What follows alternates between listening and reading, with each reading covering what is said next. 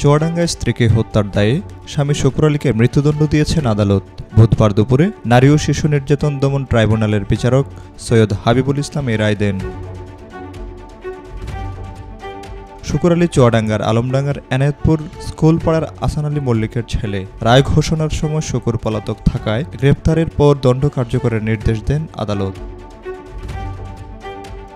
মামলার বিবরণে জানা যায় 2014 সালের 27 নভেম্বর রাতে যৌতুকের দাবিতে স্ত্রী কুমকুমকে পিটিয়ে হত্যা করেন শুকুর আলী। পরদিন নিহতের বাবা শামসুল জোয়ারদার আলমডাঙ্গা থানায় মামলা করেন।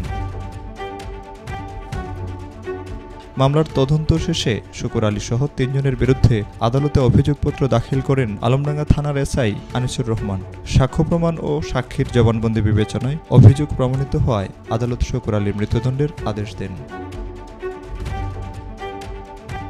রায়ে সন্তোষ প্রকাশ করে রাষ্ট্রপক্ষের আইনজীবী জানান, দীর্ঘ 11 বছর পর এই রায়ে ন্যায় বিচার পেল ভুক্তভোগী পরিবার।